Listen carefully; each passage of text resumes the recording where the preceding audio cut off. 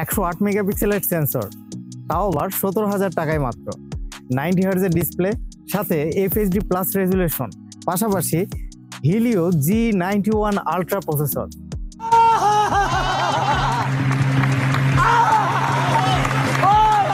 সব মিলিয়ে এটা কি একটা ব্যালেন্স ডিভাইস হতে যাচ্ছে, নাকি 17,000 টাকায় আপনি জলে ফালাচ্ছেন?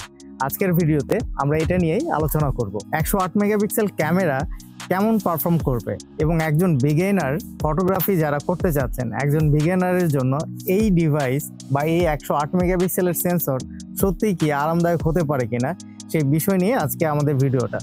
আর পাশাপাশি 17,000 টাকার বাজেট সেগমেন্টে এই রেডমি 13 6/128 ভেরিয়েন্টটা, যদিও এটার 128 ভেরিয়েন্টও বাজারে আছে, কিন্তু আজকে আমরা রিভিউ করব 6/128, যেহেতু এটা 17,000 সেগমেন্টের একটা ডিভাইস। সেই অনুপাতে এইটার processor, camera, battery performance, even এটার যে ইউজার এক্সপিরিয়েন্স আছে, সব কিছু মিলে আজকে আমাদের এটার একটা ফুল রিভিউ আমরা করতে যাচ্ছি। তো ভিডিওর সঙ্গেই থাকুন।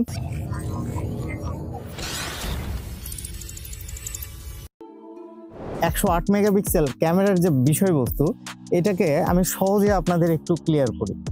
যদিও 108 মেগাপিক্সেল এটা একটা নাম্বার গেম। একটা ফোনের ক্ষেত্রে যখন আপনি একজন ইউজার, তখন আপনি যদি 13 মেগাপিক্সেলের সেন্সর দিয়েও ছবি তুলতে পারেন, এটার কোয়ালিটিও ফার বেটার হবে।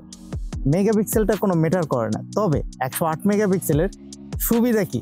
ইন সেন্সর জুমের সাহায্যে 3x লসলেস জুম পাওয়া যায় এবং ইমেজ কোয়ালিটিও অনেক ভালো হয়। যদিও 108 মেগাপিক্সেলের যে সেন্সর এখানে ব্যবহার করা আছে, এটার যে পিকচার কোয়ালিটি, আপনি যদি বড় কোনো প্যানা বানাতে চান সেই ক্ষেত্রে এটা আপনার কাজে দেবে। কিন্তু আপনি যদি সোশ্যাল মিডিয়া রেডি টাইপ ছবি চান, সেক্ষেত্রে আপনি ডিটেলসটা বেশি পাবেন। যখন আপনি এডিটিং পার্টে ছবিটাকে এডিট করছেন, তখন এটার ডিটেলসগুলো ভালোভাবে ধরে রাখতে পারে। এটাই মূলত 108 মেগাপিক্সেলের এই বড় সেন্সরের সুবিধা। আমরা 108 মেগাপিক্সেলের এই সেন্সরের একটা সুবিধা পেয়েছি। সুবিধাটা মূলত প্রিভিয়াস টাইমে আমরা যেসব ফোন আমরা ব্যবহার করেছি, ম্যাক্সিমাম ফোনগুলোতে 2x অপটিক্যাল জুমের সুবিধা ছিল, কিন্তু এখানে 3x এর সুবিধা আছে। তবে 3x এর যে ব্যাপারটা, এটা আমার কাছে দুর্দান্ত লেগেছে। কারণ আপনি যদি অ্যাজ এ বিগিনার ফটোগ্রাফি করতে ইচ্ছুক হন, পাশাপাশি আপনার যদি ফটোগ্রাফি করার একটা ইচ্ছা পোষণ হয়, সেক্ষেত্রে 3x আপনার জন্য একদমই কার্যকর। যদি আপনি হাতটাকে কাঁপাকাঁপি না করে ছবি তুলতে পারেন, ছবির কোয়ালিটি খুবই ভালো আসে। আপনি স্ক্রিনে এখন বেশ কিছু ছবি আপনি দেখতে পাচ্ছেন। এই ছবিগুলো ম্যাক্সিমামই আমি 3x দিয়ে তুলেছি। 3x এর লসলেস জুমের কারণে মোটামুটি বলতে পারেন ডিটেলসের কোনো ঘাটতি আমাদের নজরে পড়ে নাই। তবে হ্যাঁ, একটু আলোর কম বেশি হলে ডিটেলসের একটু ঘাটতি দেখা যায়। তবে পিকচার কোয়ালিটিগুলো ছিল দুর্দান্ত। আমার কাছে 108 মেগাপিক্সেলের সেন্সর অনুপাতে কিছু জিনিস ভালো লেগেছে, কিছু জিনিস অসুবিধার মনে হয়েছে। তবে ভালো লাগার বিষয় হচ্ছে 3x এর যে সুবিধাটা, আপনি 3x এর একটা অন্য লেভেলের ছবি আপনি এটা দ্বারা ক্যাপচার করতে পারবেন। তবে কিছু অসুবিধাও আছে, যেমন ভিডিওতে 60 fps এর কোনো সুবিধা নেই কোনো স্ট্যাবিলাইজেশন। তো আপনি এইটা দিয়ে খুব একটা ভালো কোয়ালিটির ভিডিও আপনি করতে পারবেন না। হ্যাঁ, আপনি করতে পারবেন যদি আপনি স্ট্যান্ড ব্যবহার করে ভিডিও শ্যুট করেন, সেই ক্ষেত্রে ঠিক আছে, কিন্তু আপনি হাতে ধরে আপনি ভিডিওর খুব একটা ভালো ফুটেজ পেতে পারবেন না। 108 মেগাপিক্সেলের মূল সেন্সর, কিন্তু পাশাপাশি এখানে কোনো আলট্রা ওয়াইডের সুবিধা নেই। এটা একটা দুঃখজনক ব্যাপার। তবে আলট্রা ওয়াইড থাকলে এটাকে একটা ব্যালেন্স ডিভাইস বলা যেতে পারত, বিশেষ করে ক্যামেরার ক্ষেত্রে। কারণ আলট্রা ওয়াইড এখন খুব গুরুত্বপূর্ণ ব্যাপার হয়েছে ব্লগিংয়ের ক্ষেত্রে, বা আপনি কোথাও ঘুরতে গিয়েছেন, সেক্ষেত্রে আলট্রা ওয়াইডটা খুবই দরকারি। এখানে যেটা ইউজ করা আছে, এটা ডেপথ সেন্সর। এটা মোটামুটি আপনার পোর্ট্রেটের ছবি তোলার ক্ষেত্রে কাজে দেবে। তবে এই ফোনের আরেকটা ভালো ব্যাপার হচ্ছে এটার ফ্রন্ট ক্যামেরা, কারণ এটাতে ব্যবহার করা হয়েছে 13 মেগাপিক্সেলের একটি সেন্সর। যদিও বাজারে এখন বর্তমানে ম্যাক্সিমাম ব্র্যান্ডগুলো ফ্রন্টে 8 মেগাপিক্সেল ক্যামেরা দিচ্ছে, তবে সেই জায়গা থেকে আমি এটাকে একটা সাধুবাদ জানাবো। কারণ 13 মেগাপিক্সেল হওয়াতে আপনি সেলফিগুলো খুব দুর্দান্ত পাবেন। পাশাপাশি আপনার ইমেজ কোয়ালিটিটাও অনেক ভালো কাজ করে।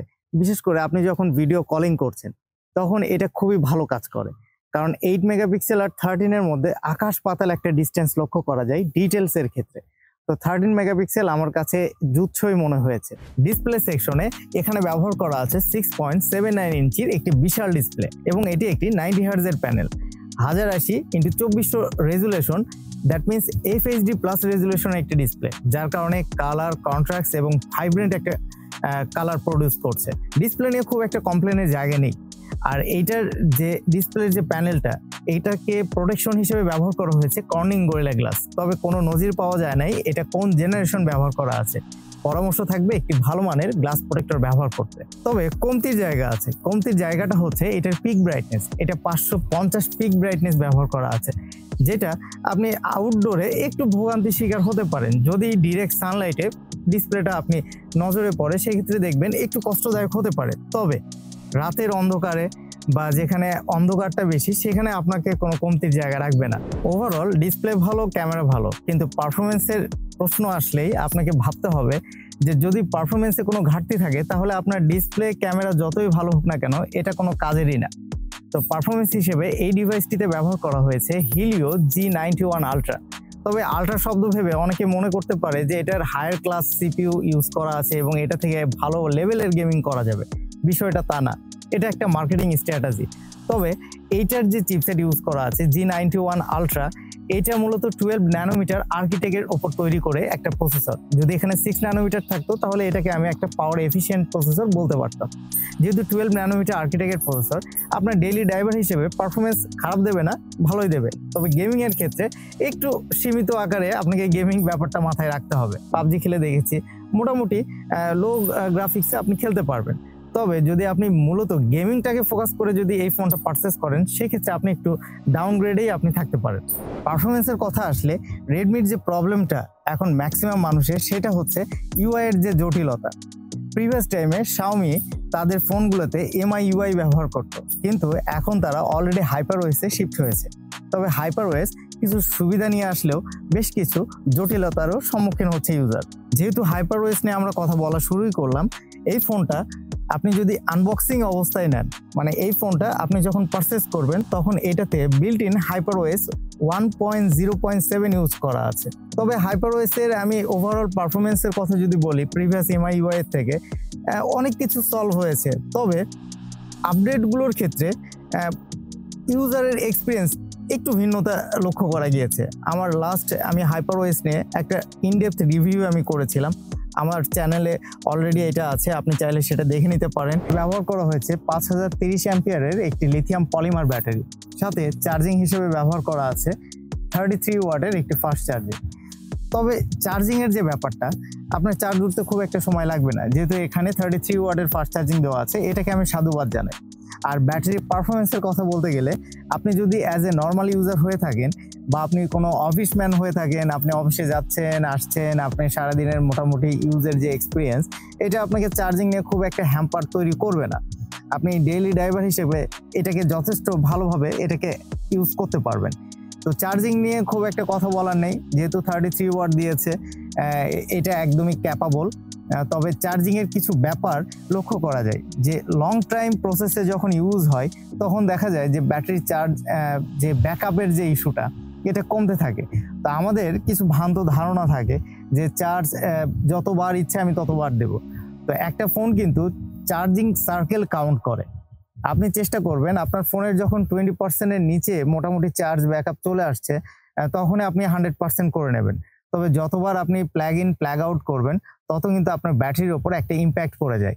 আর হ্যাঁ, আরেকটা ভালো ব্যাপার, চার্জিং যদি আপনি ব্যাটারি চার্জ ব্যাকআপটা যদি দীর্ঘ সময় ধরে রাখতে চান, তাহলে চার্জিং অবস্থায় অবশ্যই আপনার ফোনের যে ব্যাক কাভারটা আছে, এটা খুলে আপনি চার্জ দেবেন। তার কারণটা হচ্ছে ফোন যত হিট হবে, তত ব্যাটারির ওপর একটা ইম্প্যাক্ট পড়ে।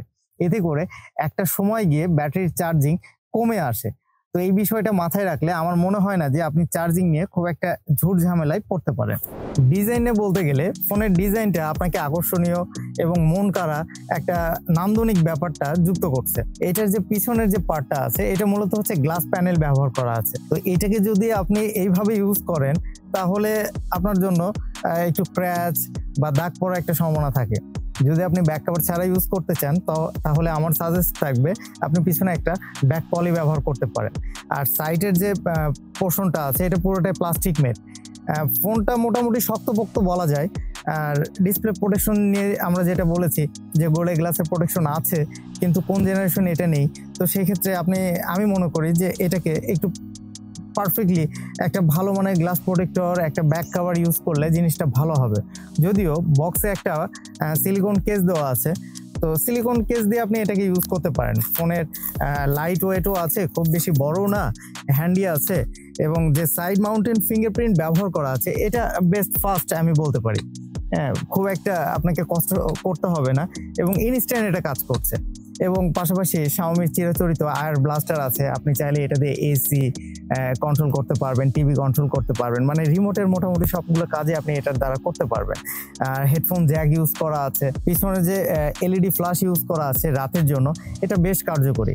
ডুয়েল টোন ফ্ল্যাশ ব্যবহার করা আছে, তো সেক্ষেত্রে আপনি রাতের ছবির জন্য এটা খুব একটা কষ্ট হবে না। আর পাশাপাশি সাউন্ড নিয়ে যদি কথা বলি, সাউন্ড কোয়ালিটি ভালো, অ্যাভারেজ কাতারে আমি রাখবো। তবে যদি আপনি ওভার লাউডে বা 100%-এ আপনি গান শুনতে চান, সেক্ষেত্রে দেখা যায় একটু ডিস্টরশন দেখা যায়। 80% বা 85% পর্যন্ত আপনি ভলিউম করে আপনি গান শুনলে এটা থেকে একটা ভালো মানের সাউন্ড প্রোভাইড আপনি পেতে পারেন। ডুয়েল স্টিরিও থাকলে ব্যাপারটা আরেকটু জমতো, এখন নেই যেহেতু সেটা নিয়ে আর বলার কিছুই নেই, কারণ 16-17 এই সেগমেন্ট অনুযায়ী এটা ওভারঅল একটা ব্যালেন্স প্যাকেজ আমি বলতে পারি। ওভারঅল সবকিছু মিলিয়ে এই 17,000 সেগমেন্টে Redmi 13 কি আপনার জন্য একটা বেস্ট ডিল বলা যেতে পারে?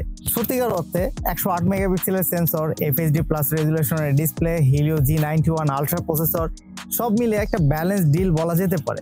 তবে কিছু প্রবলেমও এখানে আছে। প্রবলেমের মধ্যে এখানে 60 FPS এর ভিডিও রেকর্ডিং অপশনটা নেই, থাকলে ব্যাপারটা আরেকটু দুঃসহই বলা যেতে পারতো। আবার এটাতে ডুয়েল স্টিরিও সাউন্ড সিস্টেমের অপশনটা নেই, থাকলে ব্যাপারটা আরও একটু ভালো ডিল বলা যেতে পারতো। তবে ওভারঅল এটার যে ব্যালেন্স করছে, এইটার যে সব কিছু মিলিয়ে এটা আমার কাছে বেশ ভালো মনে হচ্ছে। এবং আমার কাছে মনে হয় যে আপনি যদি এই বাজেট সেগমেন্টে এই ডিভাইসটা পারচেস করেন, সেক্ষেত্রে আপনি খুব একটা হ্যারাসমেন্টে পোহাবেন না। তবে ডিভাইসটা কাদের জন্য? যারা খুব বেশি গেমিং করতে পছন্দ করেন তারা এটাকে স্কিপ করতে পারেন। যারা বিগিনার লেভেলের ফটোগ্রাফি করতে ইচ্ছুক তাদের জন্য এটা আমি আপনাকে সাজেস্ট করতে পারি। নতুন বাংলাদেশে আপনাদের জন্য আমরা পরিশ্রম করছি, আপনাদের জন্য যেন নতুন কিছু নিয়ে আসতে পারি।